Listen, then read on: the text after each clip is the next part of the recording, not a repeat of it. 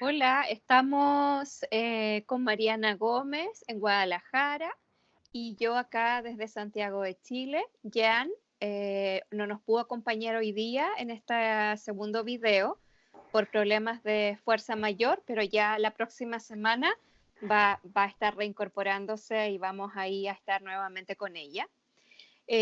Hoy día, como lo mencionamos la semana pasada y como ya también está ahí en redes sociales, vamos a hablar de estrategias de regulación en el contexto de aislamiento e incertidumbre.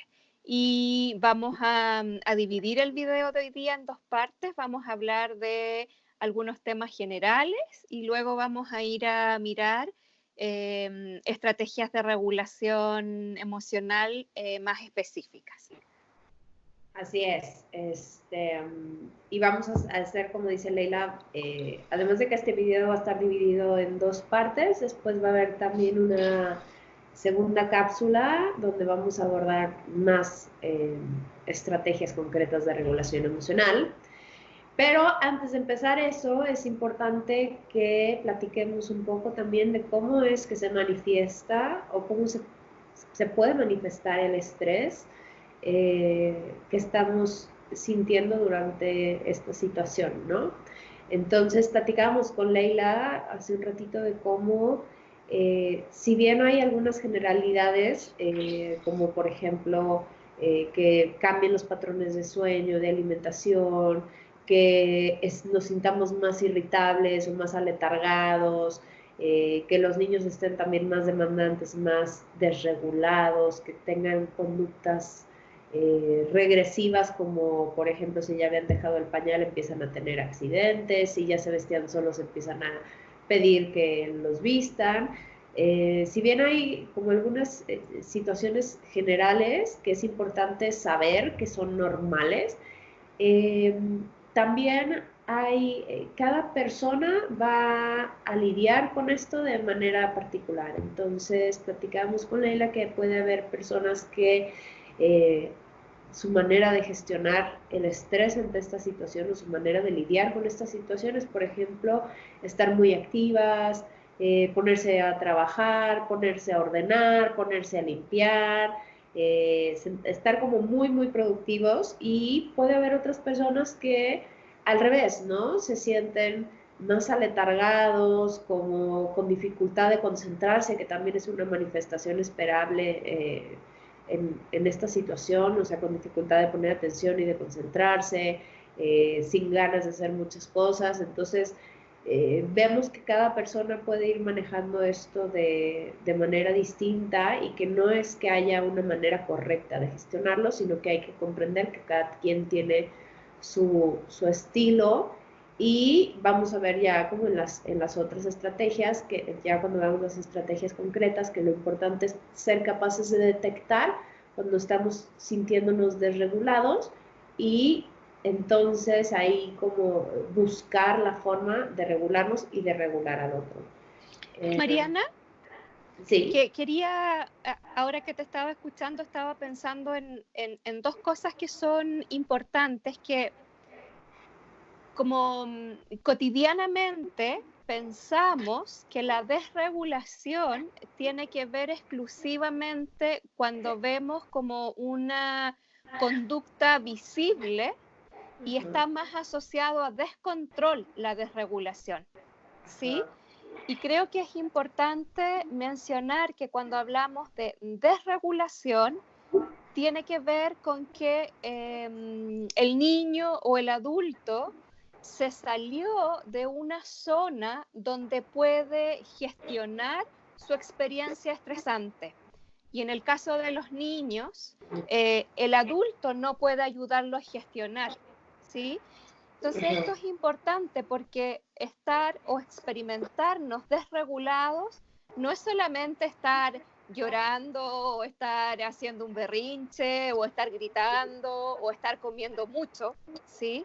Sino que estar desregulado también puede ser un exceso de trabajo, dormir mucho más de lo habitual o menos que lo habitual, o estar demasiado afuera, ¿sí? Y con dificultades para entrar en contacto con la propia experiencia. Ajá. No sé si se entiende lo que quiero explicar, porque muchas veces, como lo mencionaba antes, estar desregulado, nosotros tenemos como una idea cliché de lo que eso significa. Claro, tenemos como esta idea de la desregulación emocional como una explosión emocional, ¿no? Exactamente, Evidente y como mencionas tú, Leila, tiene que más que ver con cuando la emoción sobrepasa cierto umbral y es exacto, de ir, como lo has comentado tú también en tus cursos, hacia la hiperactivación hasta exactamente, la hipoactivación. Y esas son dos exacto, formas de desregulación emocional. Entonces, la desregulación emocional no siempre es tan obvia como, digamos, en un berrinche de un niño muy intenso. Si esa es como la imagen exacto, que nos viene primero, ¿no? Como un estallido de ira, de frustración, una descarga intensa de emociones. Y no siempre es así. Entonces, como bien dices, la desregulación emocional se puede manifestar de muchas maneras, que es importante saberlas también para podernos cachar a nosotros mismos cuando exacto, sintiéndonos desregulados. porque como tú decías, hacías como una imagen, como salir de una cierta zona, ¿sí? Y salir de esa cierta zona, en términos experienciales, significa que hay algo que ya no podemos manejar, que se nos está haciendo muy difícil.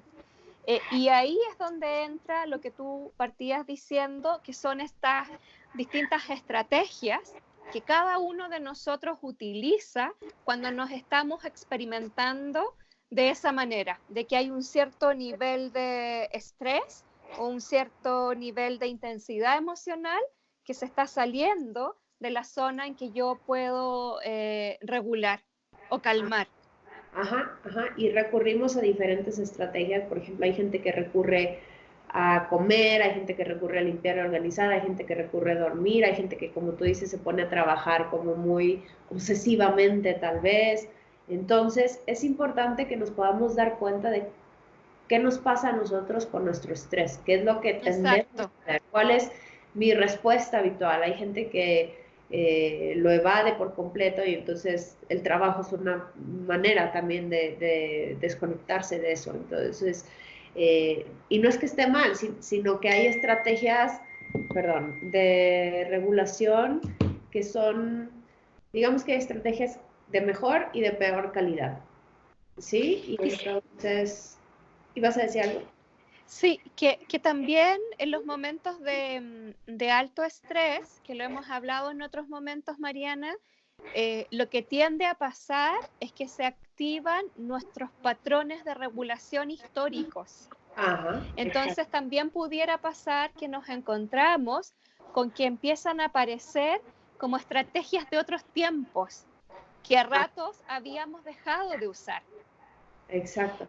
Porque en momentos de estrés se nos activan esos aprendizajes que tenemos, que a veces no son aprendizajes conscientes, son aprendizajes más corporales, más vinculares, y eso es lo que se nos despierta en estos momentos.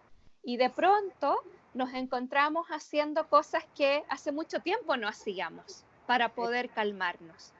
Exactamente, como platicábamos el otro día en el, o sea, en el video anterior, estamos ahorita funcionando básicamente en modo de supervivencia, ¿no? Como desde la estructura más primitiva del cerebro y entonces eso implica que muchas veces, como dice Leila, lo que se active sean estrategias eh, más primitivas, ¿sí? Más básicas, más fundamentales que a veces ya habíamos superado o dejado de utilizar, pero en estas circunstancias es normal que se activen.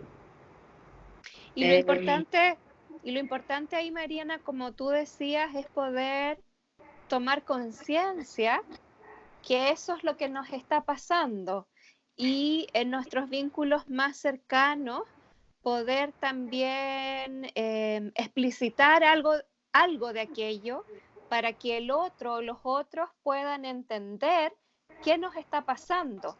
Porque al activarse estas estrategias más primitivas, más antiguas, eso también nos puede traer dificultades en nuestros vínculos.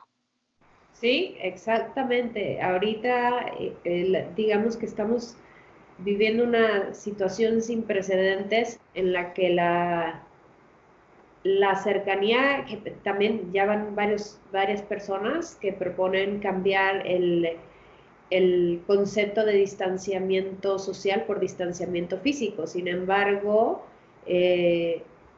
en muchas situaciones no hay ni siquiera distanciamiento físico. Hay distanciamiento físico más allá tal vez de la familia nuclear, pero el alto nivel de convivencia en una familia que a lo mejor no estaba acostumbrada también a pasar tanto tiempo juntos porque había una rutina de ir al trabajo, de ir a la escuela, de cada quien tener sus actividades. Entonces, el aumento de la cercanía física en un espacio confinado y por un tiempo prolongado y en una situación donde estamos estresados porque existe esta amenaza invisible de la que hablábamos ayer, este enemigo invisible que sentimos que está como al acecho, estar en esta situación puede generar que haya más fricciones en los vínculos y más choques. Entonces, ahí es importante que tengamos la capacidad de estar detectando qué nos pasa a nosotros, cómo respondemos al estrés, cómo estamos respondiendo ahorita y cuál es la manera o cuál es la estrategia que más nos sirve para regularnos, porque como decías tú el otro día, Leila, puede ser que la forma que me funciona a mí no necesariamente sea la forma que le funciona al otro. ¿Sí? Y la forma que nos funciona en un momento puede ser que no nos funcione en otro. Entonces, que tener como claro, por eso hablábamos también de evitar situaciones que agreguen estrés, como estar peleando con los niños por la tarea de la escuela, por ejemplo, porque ya estamos en una situación de alto estrés y lo que necesitamos es privilegiar las interacciones y las estrategias que sean positivas y regulatorias del estrés. Y sabes, Mariana, otra cosa que estaba pensando, que en general cuando estamos estresados o altamente estresados, que es lo que pudieran estar experimentando muchas personas este tiempo, a la base del estrés, en general nos vamos a encontrar con una necesidad, que puede ser necesidad de contención, necesidad de sentirnos acompañados, necesidad de sentirnos entendidos por otro, necesidad de estar conectado más con la familia, etcétera, ¿sí? Entonces también es importante preguntarnos cuando nos sentimos estresados, ¿cuál es la necesidad que está a la base?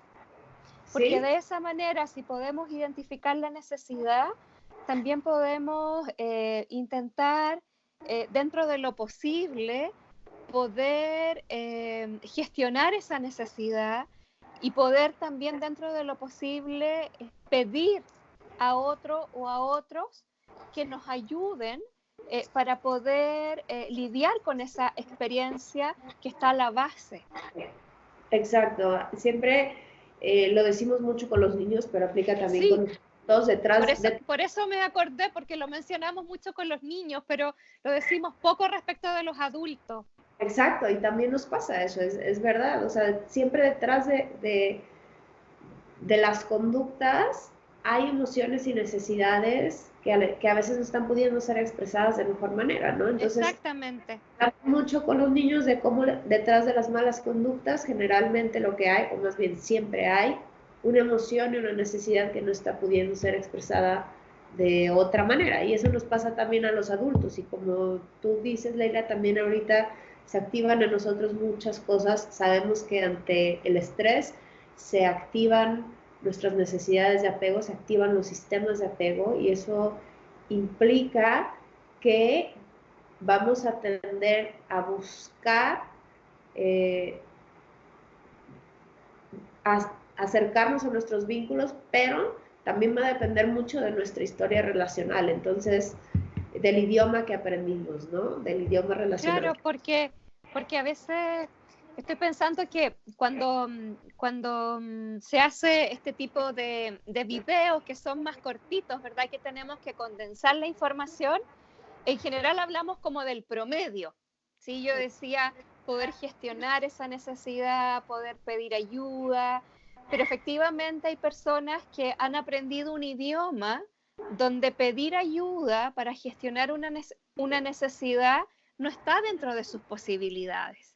Y pudiera pasar que en estos momentos de estrés es eso lo que se va a ver exacerbado, ¿sí? Que podemos tener personas cercanas, amigos, ¿verdad? Familia, que en estos momentos de estrés más bien tienden a querer hacerlo todo solo. Ajá. Y es importante entender que ahí está esto que tú dices, ese lenguaje relacional que cada uno de nosotros ha aprendido en nuestras historias.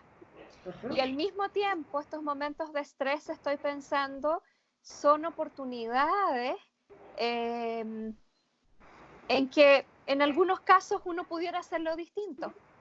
Ajá, ajá, exactamente. También pueden ser oportunidades para reparar o para reparar nuestra historia o para aprender un nuevo idioma relacional. Exacto. Pero sí, justamente pues cada quien va a ir reaccionando de acuerdo a nuestras primeras experiencias con nuestras principales figuras de cuidado. Entonces, ahí toca como pensar, bueno, ¿qué pasaba cuando yo era niño y yo me enojaba, triste, me asustaba? ¿Había alguien que podía recibir esas emociones? ¿Había alguien que me podía ayudar a volver a la calma o no había? Porque eso nos va a dar mucha luz sobre cuál es la estrategia como de piloto automático que Exactamente. tomamos ante el estrés. Es como, eso nos va a dar una idea de cuál es nuestra lengua madre relacional, ¿no? No significa que no podamos aprender otras, esa es la belleza también. Pero bueno, creo que para tratar de no alargarnos tanto, igual creo que sería bueno sí, ya... porque nosotras nos colocamos a charlar y ya vamos pasando a un tema, a otro tema, y nos olvidamos que al otro lado hay personas que van a estar escuchando esto y que deben estar pensando cuándo van a ir al grano. Una consulta de, bueno, sí, todo muy interesante, pero en las estrategias... Exactamente. Bueno, platicábamos con Leila, ya les habíamos mencionado un poco de la pirámide de Bruce Perry. De hecho, ahorita estoy pensando que podríamos verla. Bueno, vamos a compartir después una imagen para sí, que... en la noche o en la tarde, cuando compartamos el video, al mismo tiempo vamos a subir una infografía con material sobre lo que vamos a hablar ahora. Entonces, vamos a ir abordando las estrategias de regulación de acuerdo a los escalones, digamos, o a las diferentes partes de la pirámide que propone Bruce Perry. Y Leila, bueno, nos va a platicar un poquito más de... Dijimos que era algo que íbamos a hacer en conjunto. Ya también nos regulamos nosotras de vez en cuando. En conjunto, Bruce, pero sí. La primera parte de la pirámide, Leila, no sé si tiene que ver con lo que hablábamos en el video anterior, que la primera fase de regulación emocional tiene que ver con regular el cuerpo, calmar los indicadores fisiológicos que dan cuenta que estamos estresados. La segunda parte tiene que ver con el vínculo, ¿sí? Y la tercera parte, recién en el tercer momento, una vez que nos podemos calmar corporalmente, cuando vamos a calmarnos interpersonalmente, cuando vamos a calmarnos con otro, recién después de eso podemos ir a calmar la mente y poder pensar, reflexionar, buscar solucionar un problema, etc. Eso es muy difícil hacerlo si antes no pasamos por las otras fases. Exacto, no podemos llegar parte racional del cerebro si no hemos regulado el sistema límbico y el sistema reptiliano, ¿no? Que son como Exacto. las partes del cerebro más básicas, más primitivas, sobre todo lo que tiene que ver con la amígdala, ¿no? O sea, se habla del secuestro amigdalino. Amigdaliano, no sé cómo se dice. Mira, El secuestro de la amígdala. cómo secuestra el cerebro, y es cuando actuamos de manera súper instintiva y no racional. Entonces necesitamos primero calmar el cuerpo y calmar como la parte más reactiva para poder llegar a la parte del cerebro que razona y que puede lograr estrategias de mejor calidad, ¿no? Y cuando estamos hablando de calmar el cuerpo, Bruce Perry propone estrategias bien concretas. Habla de ofrecer experiencias sensoriales. Eso significa mover grupos de músculos, caminar, cambiar la posición corporal que tengo en un cierto momento. Los niños pueden necesitar ser arrullados, por ejemplo, tocar algunas partes del cuerpo. No sé si se te ocurren otras cosas, Mariana, cuando decimos experiencias sensoriales. Sí, hablábamos, como el otro día decías también o sea, de movernos, ¿no? De movernos del lugar, de pararnos y movernos de ahí, ¿no? Salirnos de la situación. Generar otro input sensorial, digamos. O sea, por ejemplo, mojarnos la cara con agua fría, o sea, cambiar las sensaciones corporales, mover al cuerpo, generar nuevas sensaciones en el cuerpo, pueden ayudar también a relajar, ¿no? Y puede ser la respiración, puede ser meditación, pueden ser esas que son como más clásicas, puede ser ejercicio físico intenso, puede ser brincar, movernos. Brincar también ayuda a descargar, sobre todo, por ejemplo, cuando hay situaciones de frustración o de enojo, son emociones que muchas veces necesitan una descarga física. Entonces, por eso vemos que los niños golpean o muerden o rasguñan, porque son emociones que necesitan esta descarga física. Entonces, necesitamos también conectar con el cuerpo y darle otro input sensorial, no sé de otra manera ponerlo como... Y cuando tú hablas de input, Mariana, y con el ejemplo que estabas comentando, también me acordé que Bruce Perry habla de proveernos de patrones rítmicos, ¿sí? Porque cuando estamos desregulados, el ritmo, por ejemplo, los latidos cardíacos se desordenan, por decirlo de una manera muy simple, o la presión arterial se desordena, o la temperatura corporal se desordena, ¿sí?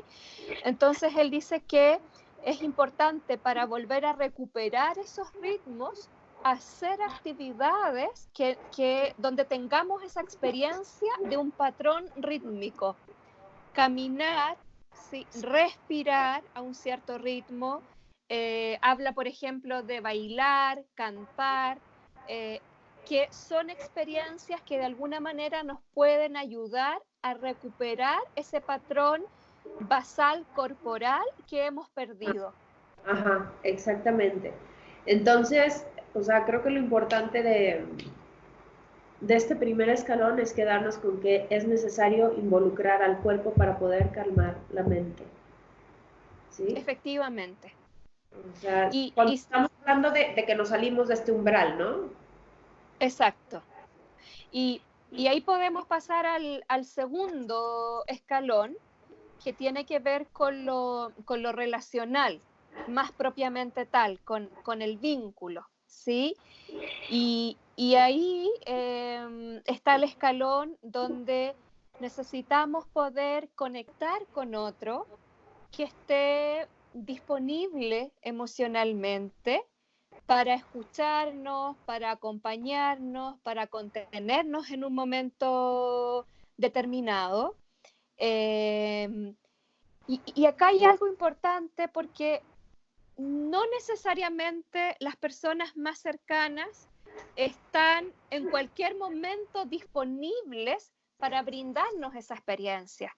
Porque también ahí es importante recordar que el otro también puede estar estresado. Entonces, en el caso de los adultos, es importante hacer ese chequeo, que puede ser un chequeo interno o preguntarle al otro, ¿es un buen momento para contarte esto? ¿Es un buen momento para que conversemos de esto? Claro. No podemos dar por hecho, ¿sí? Que el otro está disponible, atento, conectados con nosotros. Claro. Sí, exactamente, ¿no? Sobre todo en esta situación, ¿no? O sea, en general tampoco podemos dar siempre por hecho que el otro está en condiciones de escucharnos y de recibir nuestro malestar, pero sobre todo o particularmente en esta situación de alto estrés en la que muchos estamos,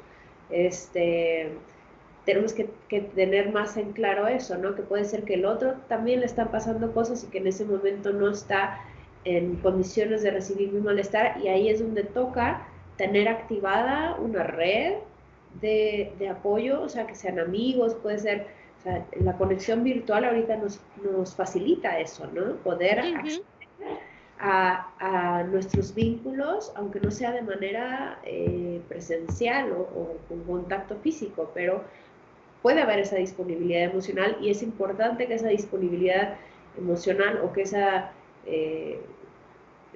pues sí, esa necesidad no la recarguemos nada más en una persona, ¿sí? Sino que Claro. también como diferentes opciones de personas a quienes acudir, porque puede ser que una de ellas o dos así no estén en ese momento en condiciones. Ahora, esto es entre adultos. Con los niños, Exactamente, con los niños es distinto. los niños es distinto, porque los niños están sujetos a, a convivir prácticamente en exclusiva con los adultos de su casa, y difícilmente pueden, ni siquiera pueden a veces saber, yo me estoy sintiendo mal y necesito hablar con alguien. Entonces ahí es el papel del adulto, ahí sí la necesidad recae en los adultos que están a cargo de sus niños. Y ahí es importante que los adultos puedan primero calmarse ellos. Exacto. Y en esta dimensión que estamos hablando, o en esta parte de la escalera, Ajá.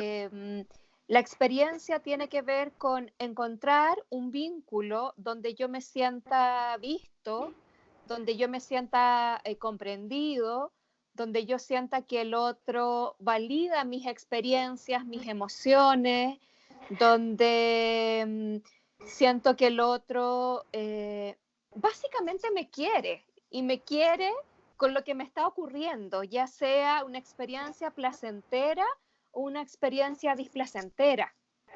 Claro, eso es súper importante para los niños y para todos en general, pero creo que particularmente para los niños que están en proceso de construir su mente, de construir la arquitectura cerebral y de desarrollar su personalidad.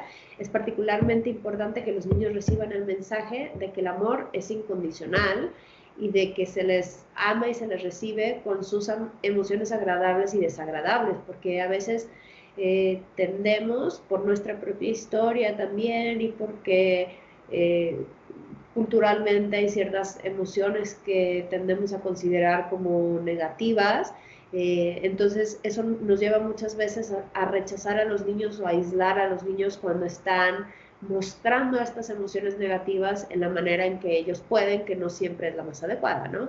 Entonces es muy importante que al niño le llegue el mensaje de: yo adulto estoy aquí y soy capaz de recibir y sostener tus emociones difíciles y desagradables, porque no vamos a hablar de positivas o negativas, porque no son ni positivas ni negativas, ¿no? Pueden ser difíciles, desagradables, y la forma en que se manifiestan sí pueden ser positivas o negativas, pero los niños están en proceso de aprendizaje. Entonces, para que puedan aprender estrategias más adecuadas, necesitan que el adulto sea capaz de recibirlos. Pero volvemos al tema de que el idioma relacional que ese adulto aprendió en su infancia va también a influir aquí. Entonces hay papás y mamás, cuidadores en general, que se sienten más incómodos con ciertas emociones, no saben qué hacer con ellas, ¿sí? Entonces, ahí es donde nos toca como adultos trabajar con nuestra historia para poder aprender un idioma relacional más sano que nos permita recibir las emociones de nuestros hijos y ayudar a calmarlas. Y sabes, Mariana, para cerrar este escalón y ir al último, ustedes dicen, a mí me gusta, se vale, también se vale decir, también se vale decir, necesito unos minutos. Claro. En este momento no puedo. Necesito Exacto. unos minutos para yo poder calmarme antes, ¿sí? Porque tampoco podemos pedirle a mamá, papá o las personas que están a cargo de cuidar a los niños que estén disponibles, ¿verdad? Permanentemente, porque están viviendo también situaciones altamente estresantes y con muchas preocupaciones muchas familias. Entonces, se vale totalmente decir, ¿sabes? Necesito un minuto o necesito pedir ayuda al otro adulto si hay otro adulto en casa, porque tampoco es cierto que estamos disponibles todo el tiempo. No, ni siquiera en condiciones normales. Exactamente, ni siquiera en condiciones normales. En condiciones es importante que hagas esa aclaración porque puede generar también como mucha culpabilidad, ¿no? Decir, pues, Autoexigencia. Ajá, mucha autoexigencia. Y he visto también que hay mamás y papás que ya se están sintiendo como muy, muy exigidos porque está por ahí circulando, no sé, cuestiones como de, pues si en esta cuarentena no lograste leer un libro, terminar un proyecto, no sé qué, entonces no es que te faltaba tiempo, te faltaba disciplina. Pero recuerden que estamos en modo de supervivencia y aún en condiciones normales, ningún papá, ninguna mamá, ningún cuidador, ningún adulto está siempre disponible, siempre 100% sintonizado, siempre regular. Eso no existe. Y sabes, Mariana, yo he escuchado harto también el mensaje o he escuchado en redes sociales, leído como este es el momento para conectarte como nunca antes lo has podido hacer, o con la pareja o con los niños. Y yo creo que ese mensaje también es altamente exigente, ¿sí? Porque no necesariamente este va a ser un tiempo para hacer aquello que nunca antes hicimos. Exacto, exacto.